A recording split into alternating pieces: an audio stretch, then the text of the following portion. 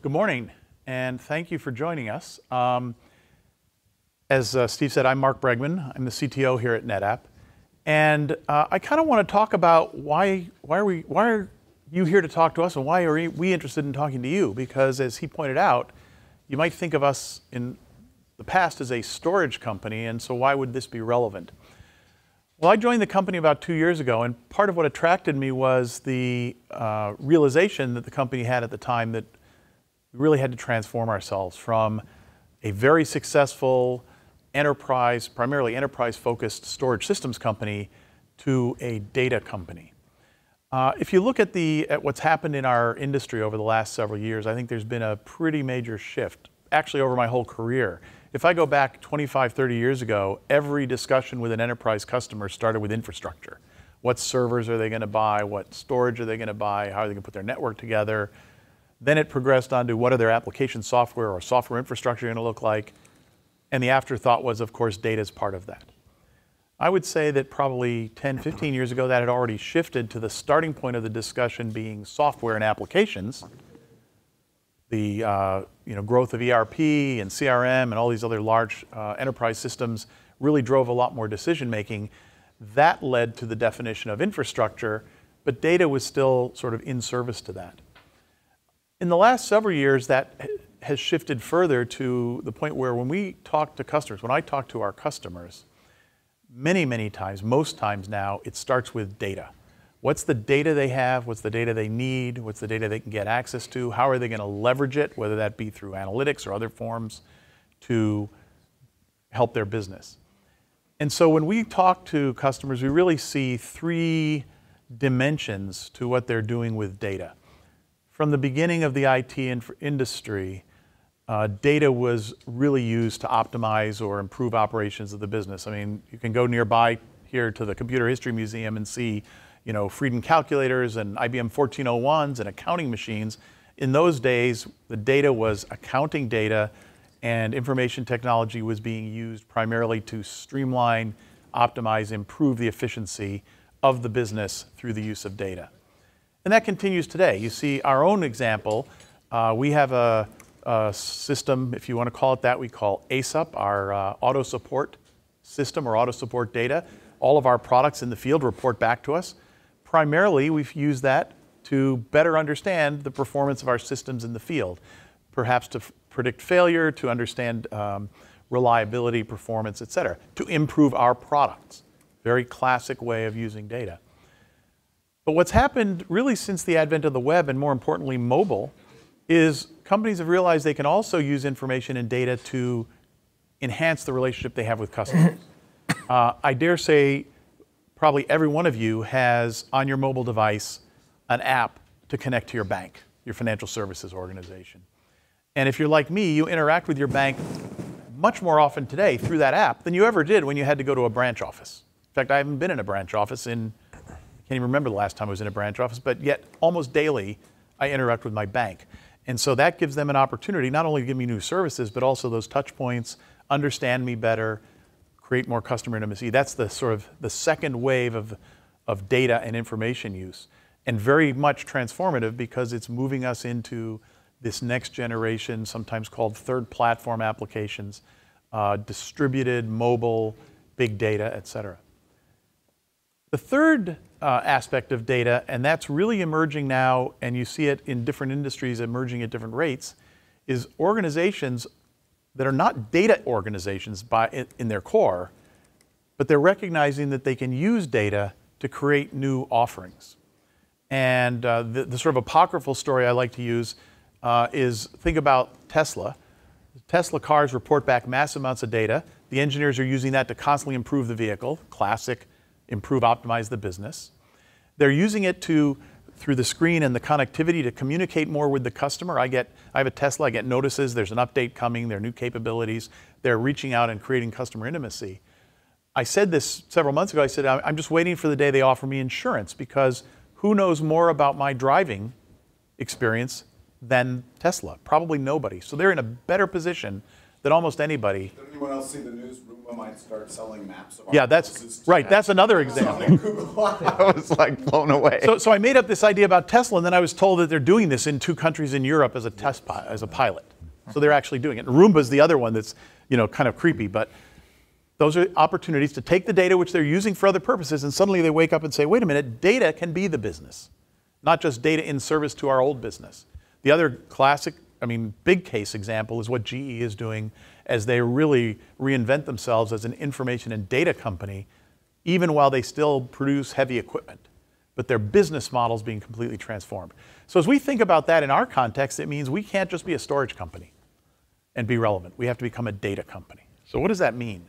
Well, are we going to go and help customers like Tesla, for example, figure out what's the actuarial risk of Dave driving his Tesla? By the way, he probably will not get that offer because his driving might not be as good as mine. I don't know, but maybe I'll ask them to show me the data. But the point is that that's not our business, that's their business. But the thing that's a challenge for our customers is shepherding all that data, managing all that data, understanding what data they have, where is it where it should be, can I move it to where it should be? So several years ago, we started down this path talking about something we call the data fabric. And it was initially envisioned as a way to help connect, sort of seamlessly connect data across all of our different platforms and the cloud.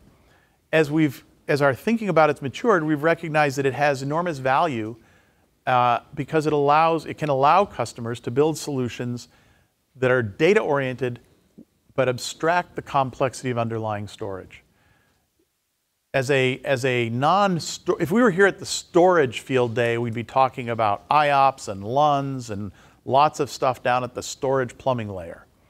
And while that's very interesting, we know a lot about it, when you start to talk to somebody in a business about data, that's just complexity they don't want to deal with. And so the data fabric can start to abstract that complexity and allow customers to deal with their data, whether it's in a public cloud or multiple public clouds, the multi-cloud, whether it's on-prem, whether it's in a SaaS application, et cetera, and unlock the value of that data. An example that's interesting, I think, in looking at this progression of data is think about mapping.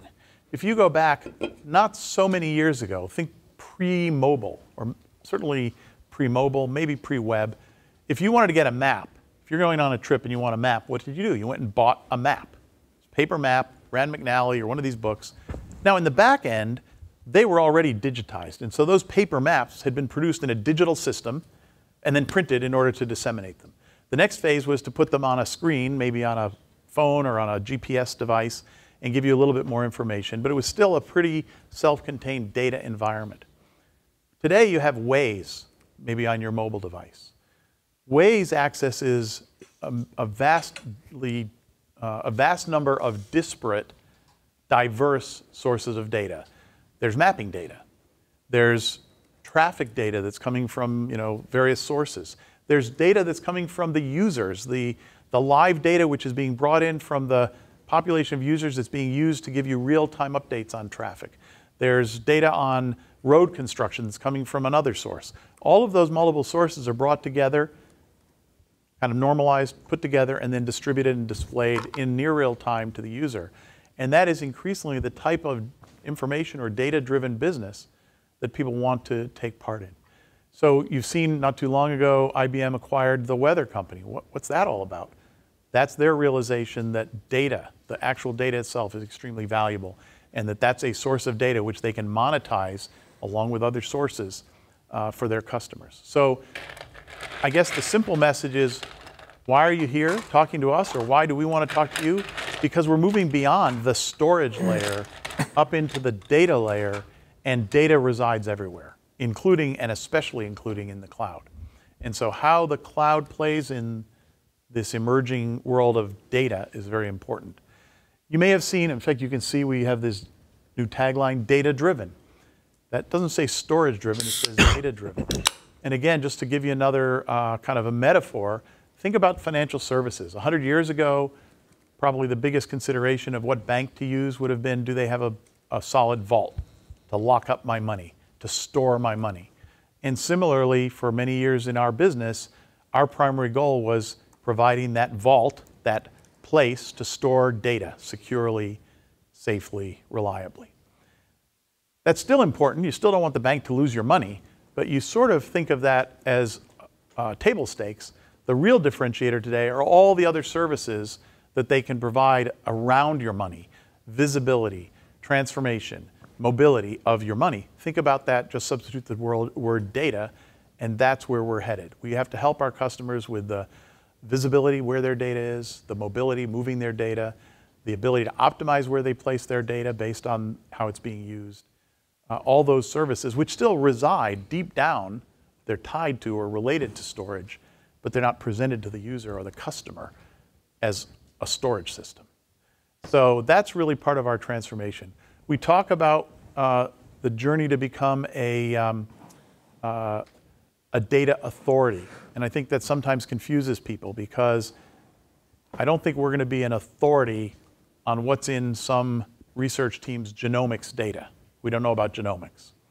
But we do want to be an authority in helping them understand where that data came from, how they can get access to it most efficiently, how they can preserve it, protect it, move it, store it, etc., at the data layer rather than focusing on just on the plumbing and the storage layer.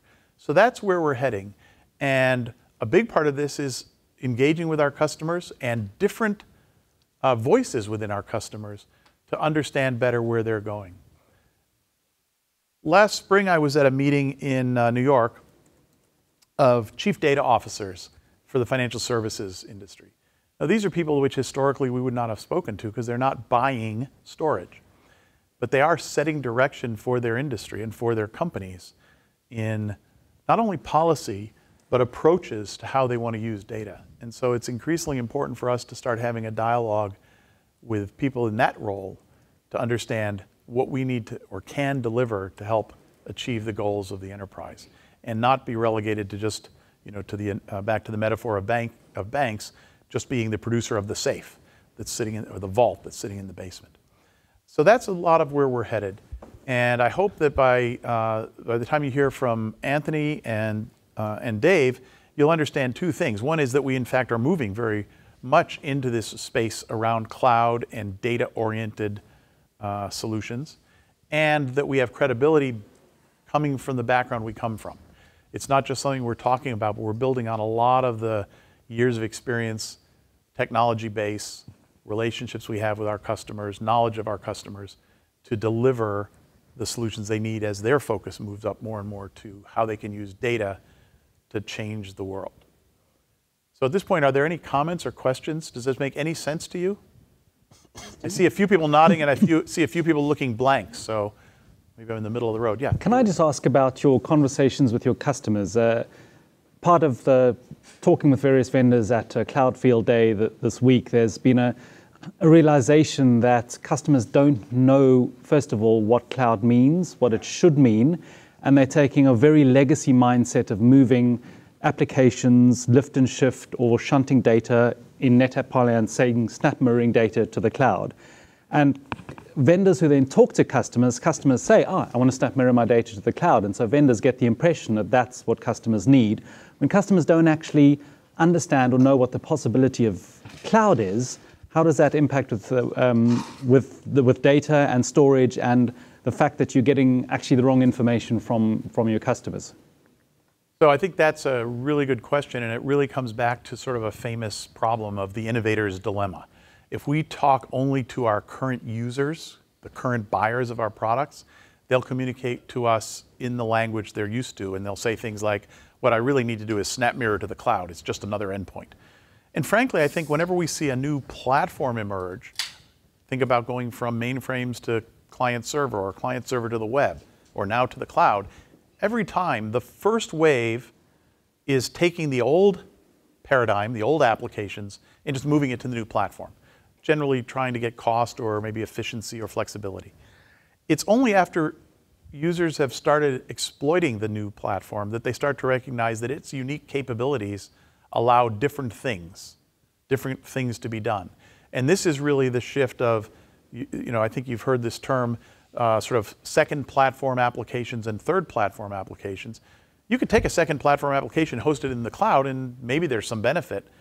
But it's really only once you realize that there's unique capabilities that a cloud platform provides, and you start exploiting those in sort of distributed, dynamic, maybe using technologies like containers and other technologies, multi-cloud, multi-data source technologies, that you really get the benefit of the new platform. Yeah, please. The premise of your question is 100% correct, and we see That regularly. I mean, there's a lot of naivete in especially higher level. A lot of times management people have little understanding of the technology that's changed since they were typing programmers, and I suffer that as well. But I mean, talking to people, oh yeah, we want to move this stuff into the cloud. Well, that's clearly a legacy lift and shift infrastructure thing. And oh, by the way, we've got this stuff in the cloud and we'd like to move it back. That's just the same, right? It's like, no, that you built on the platform. It's completely different, you know. And so, yeah, we want to add value in both of those situations, right? So we can't just listen to the old legacy guys and think it's all about running ONTAP and the cloud solves all the stuff. I mean, that's one interesting thing that solves a class of problems, but definitely is just a teeny subset of the zone you'd like to be getting into. We'll talk more about that. We don't need to do it all now, but yes. The short answer is yes. Yeah, no, it was just good to hear your thoughts. But I think you're absolutely right. And it's also why I think it's so important, particularly from my point of view, not to only talk to the same people within those enterprises. Because if I go and talk to the storage admin or the VP of infrastructure who's putting in place, has been for years, putting in place data centers and all of that, they're going to talk in that language. If I go and talk to a line of business group that's deploying new applications and acquiring SaaS applications and doing things in the cloud, they have a different perspective. If I go and talk to a chief data officer who may not even care about infrastructure or how things get deployed, but cares about what they're trying to achieve, I get yet a different perspective. And so the trap we have to avoid is talking only to our existing user base and customer base.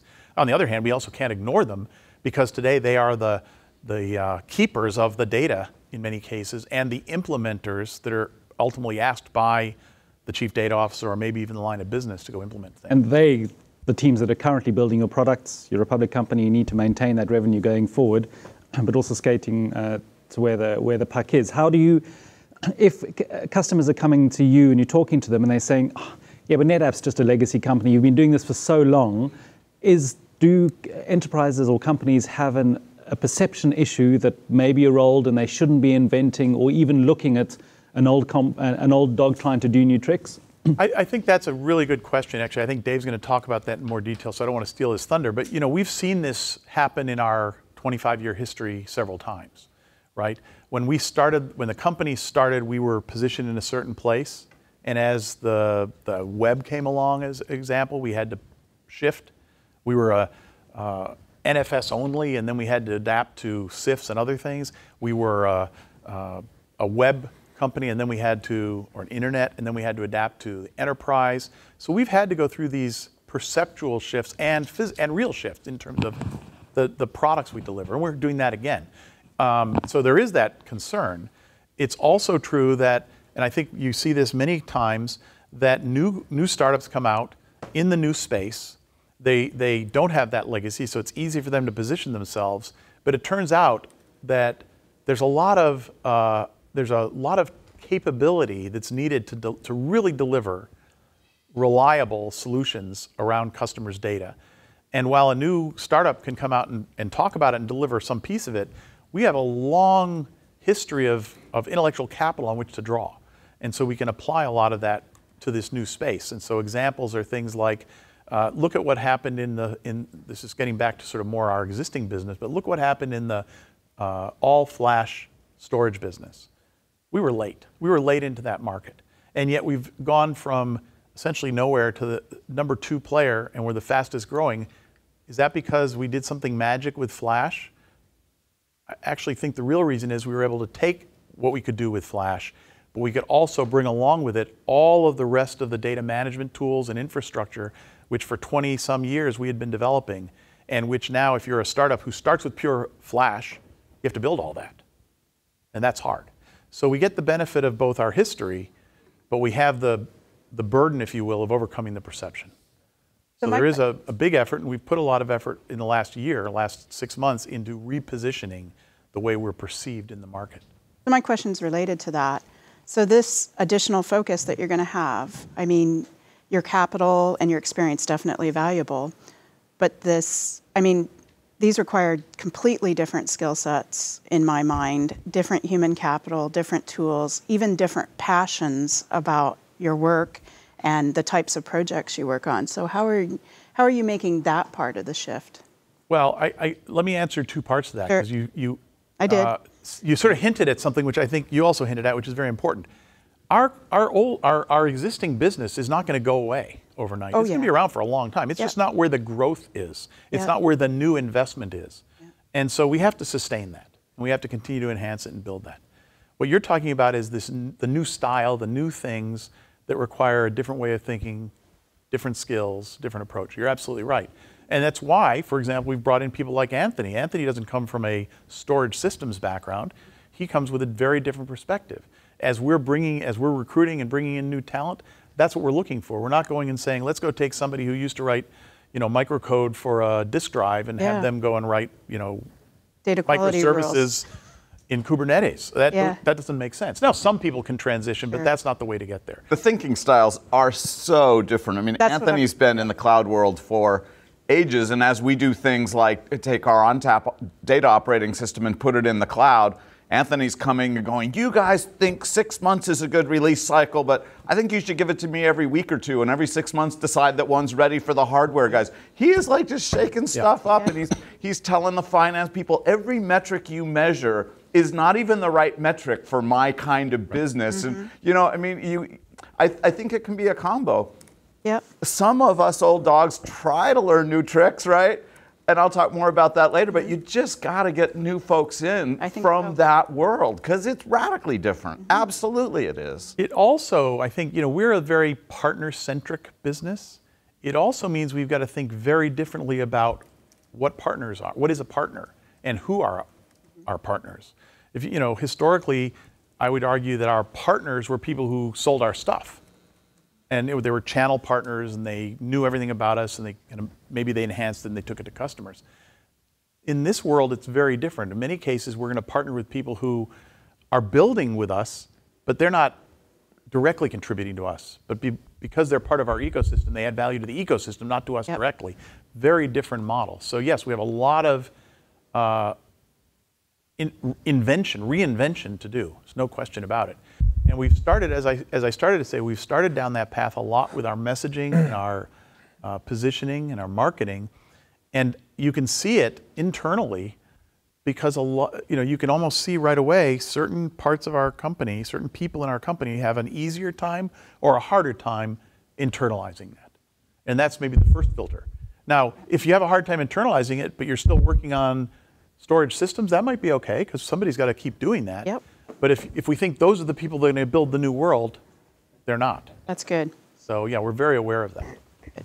And it touches everything. I mean, just not to get too inside baseball, but even when we talk to our own internal people about recruiting and hiring, the kinds of people we want to recruit have different, not just different profiles, but you have to recruit them in a different way than you do a traditional systems engineer. And so those things are changing. Our own internal processes have to change. I mean, one of the things that I would say you can start to see some of this going back even a few years ago is I think a very big shift towards open source.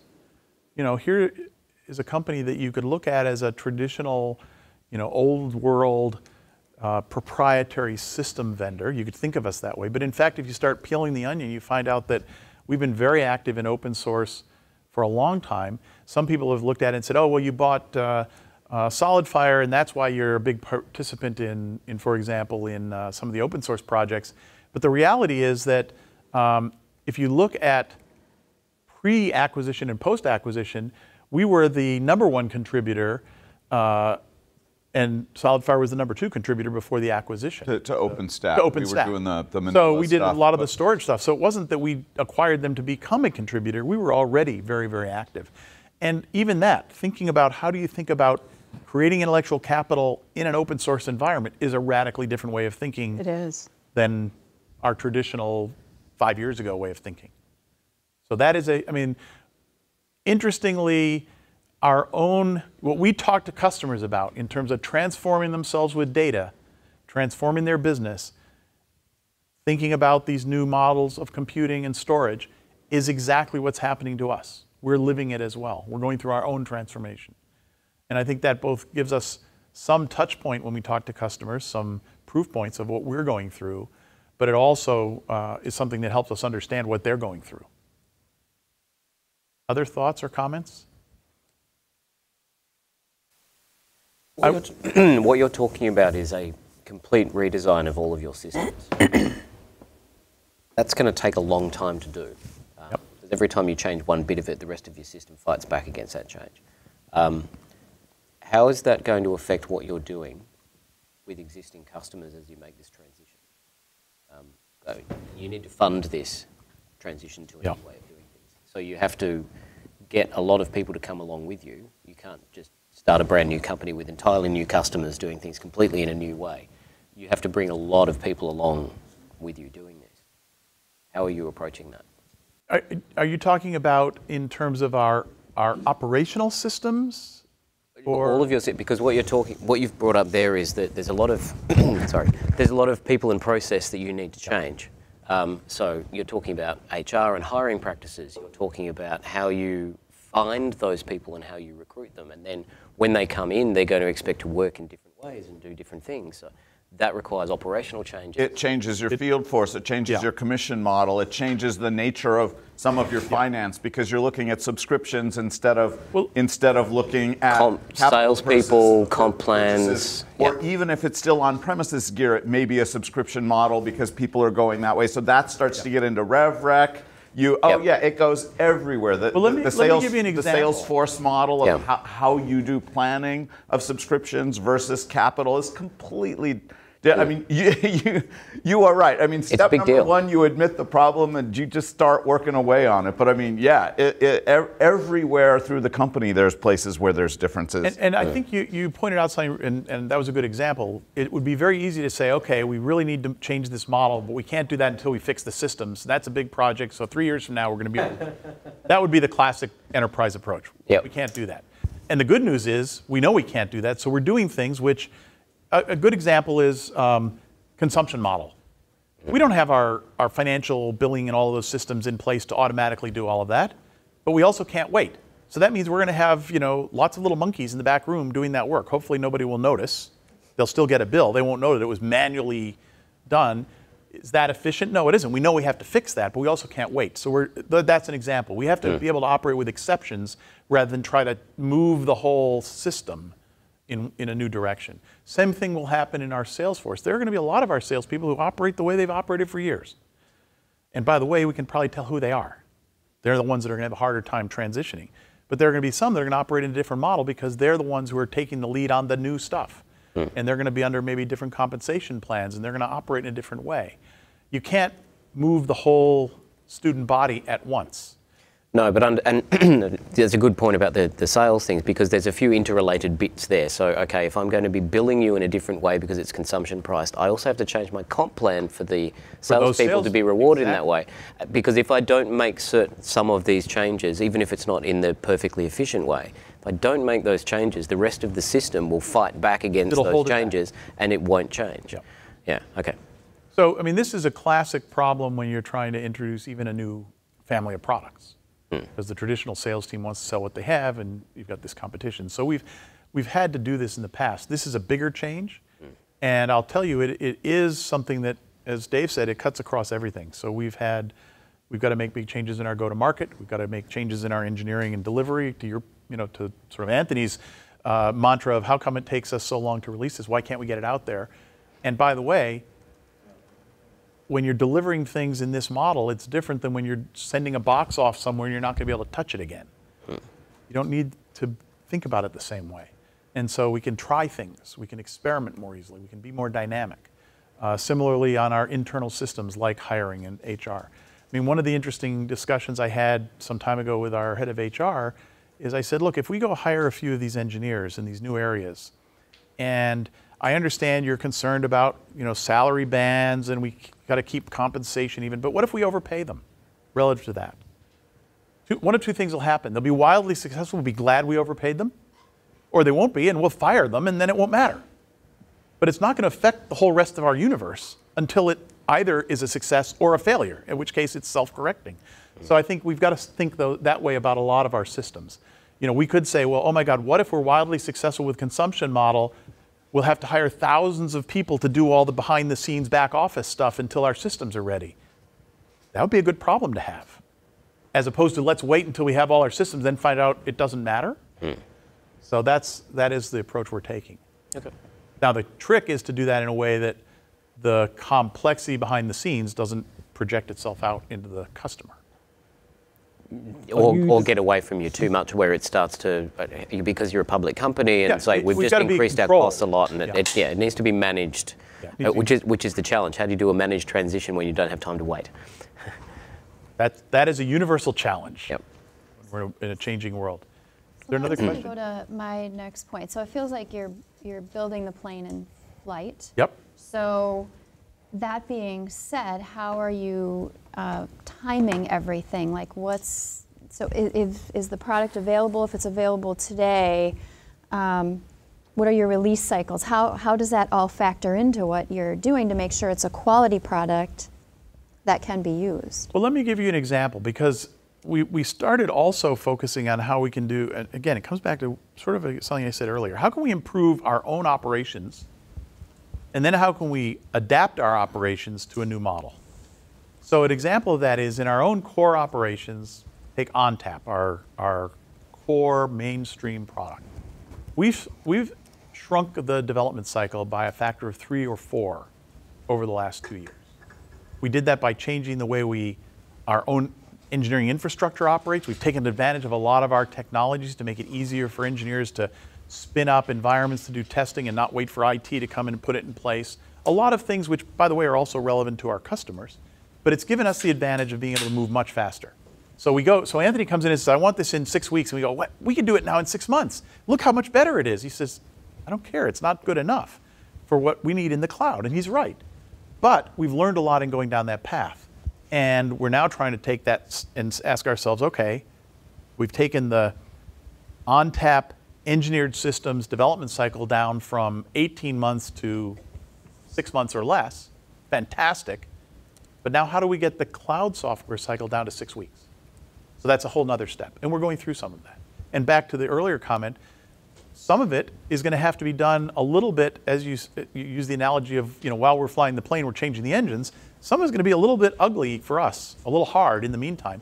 As we get there, it'll get streamlined and easier. Hey, Steve, can I break your structure a little bit? I want to get Anthony in this. So, He's sitting here quietly, but Anthony's right there. You haven't said anything. This building the plane in the middle, yeah, there is some of that. Let me talk a little bit about the path we've been on, and then Anthony's role. So we first started, I think it was 3 years, 4 years. When did we first ship ONTAP in the cloud?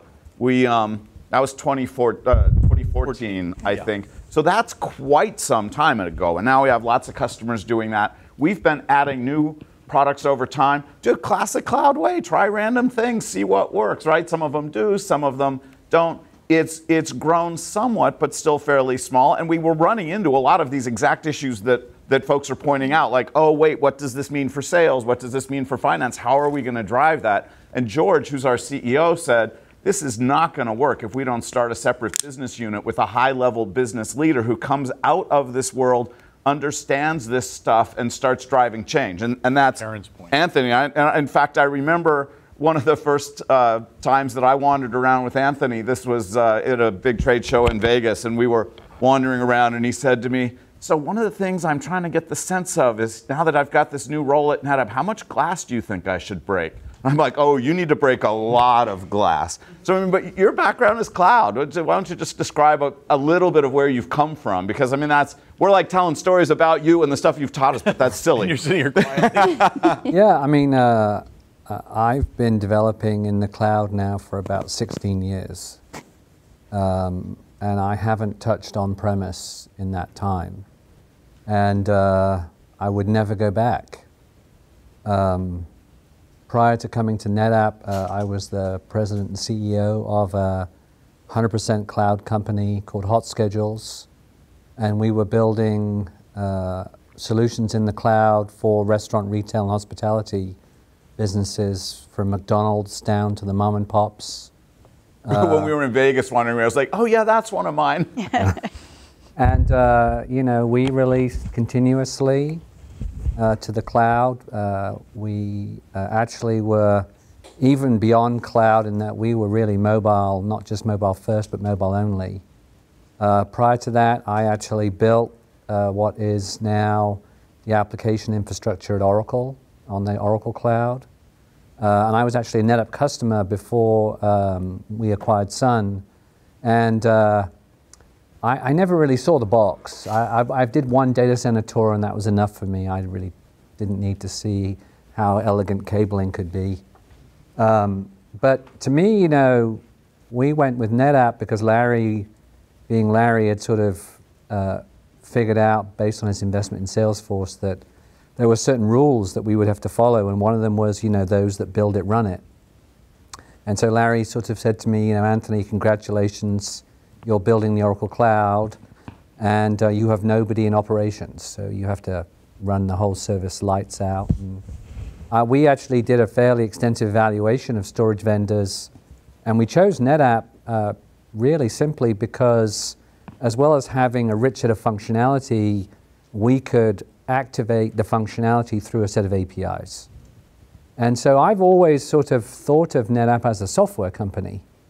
And so when everybody says, you know, NetApp is a storage company, I sort of look at them and say, you know, why do you think that? And I think that's just because the physical representation tends to sort of come out as a box. But NetApp did some very smart things, I think, in building its software in a way that didn't too tightly couple it to the hardware.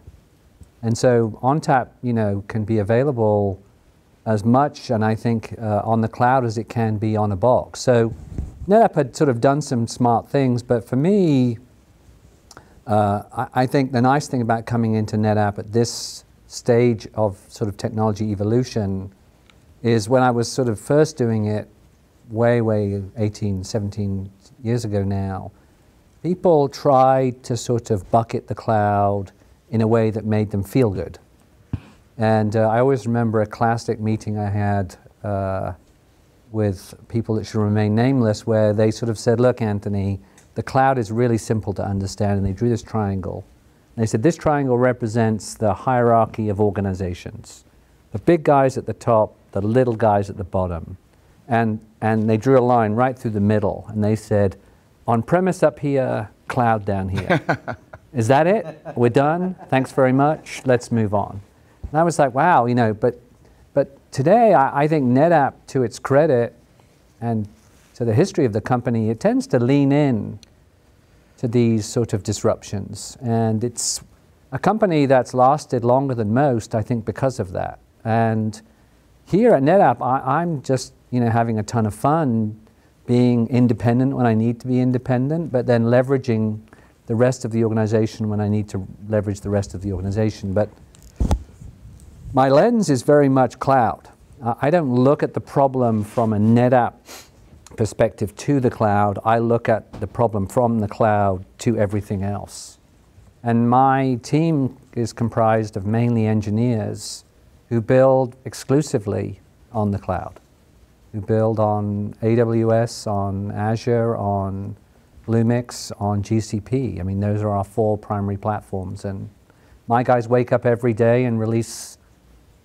Some of them are now to continuous releases. Most are probably down to 2 to 4 week releases. And we've built a pretty healthy cloud business. We've got, well, we're almost at 2,000 customers now using our cloud stuff. We're adding about almost 2 a day now to the portfolio. And while the lion's share of them are NetApp, there's a growing number that have never been NetApp customers who are buying us for cloud deployments, cloud, you know, strategies, whether that's moving legacy on one end or new application development on the other. To your point earlier, Julian, I mean, if we were I think it's a great opportunity that we've got a big install base of NetApp folks to sell to. But if we were only selling to those folks, that would be pretty worrying with respect to what we were learning. Yeah. So organizationally, as a, I don't mean this negatively, but a pure play storage company, let's say pure play data company, EMC, a very big competitor, partnering with Dell, another big competitor, to try and expand their business. On the other side, HPE breaking itself up to try and reinvent itself. You've obviously bought SolidFire, which is understandably a change in your organization, but it's not as big a change as these two big other competitors. Do you think that you've got the right organizational structure to do this, or do you need to be doing other more radical things? I mean, selfishly, I would say, I'm really glad we don't have compute. I love the fact that, we partner for it, but I see compute in the hyperscaler as part of our sort of, HCI architecture. I think if we had compute, we'd be saddled with an additional burden. And I'm amazed that those companies that you mentioned are so far removed from the cloud. Honestly, it baffles me that they must be denying the existence of it to the point of almost, dare I say, I know we're streaming live, but stupidity. I mean, you cannot doubt the cloud. It is too big a force now. It has so much momentum. I think we had a bit of an advantage because of our size, which is to say we were smaller. HP and EMC VMware both tried to stand up clouds to compete against Amazon. And we were looking at that. But we never really... we were looking at that. We were like, are you kidding me? I mean, Microsoft's annual monthly cloud budget, I think, is on approaching $1 billion a month. I mean, that's two of us per year. We're about $5-6 billion run rate. We said there's no way, we have to partner. And so we really have taken a partner with Amazon, partner with IBM, Google, Azure, much more than any of those other guys have. And I think that's partly because of our size, because we're not standing up the full stack against them. To some extent, if they have to choose who to partner with, we're a less threatening company to partner with. So we've really leaned in hard on that. So you say, in a way, you see your cloud future as providing the additional services to the cloud native storage of Amazon, Google, Bluemix, or whatever, rather than, because we're a company and we're doing cloud, we have to set up a separate storage cloud. Exactly. And that's the mistake that they... Yes. It's what, when I came in, my friends would say, so you're building a cloud?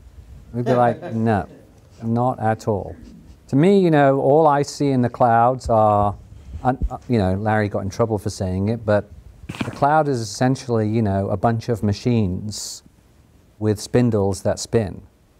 And so why can't our software manage the spindles in the hyperscalers just as well as it does the spindles that we buy from a third party? We don't manufacture disk drives. Right. We write software to help make, disk drives and now flash drives. We write software to help make that stuff better in all sorts of ways. Whether they're in our box or in the we don't cloud, care if we get the disk drives from Seagate or Amazon. Yeah. Right. And we make Amazon better. And Amazon rewards us for that. And the other point is, because we are neither trying to be one of those, nor have we aligned to a single one, we have that sort of Switzerland opportunity, which makes it easier for them to partner with us and solve problems which they recognize but maybe don't want to face entirely, of multi-cloud and hybrid cloud. And it allows our customers, it gives them the confidence that they still have choice. If they work with us, they can be in Azure and in Amazon and in GCP. So let's see. So I'm going to do a little bit of a reset. Now you know all of the people. Here's the flow. Mark's talking about big picture data. Why does NetApp going after data? How do we fit into that?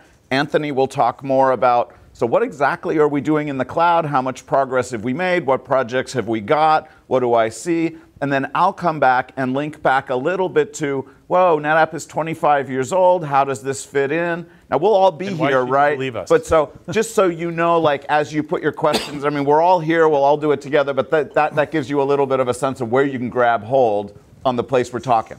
But I think this was good, because it kind of just opened it up a little bit, what are you guys up to? What's the lay of the land? So hopefully that just helped get that.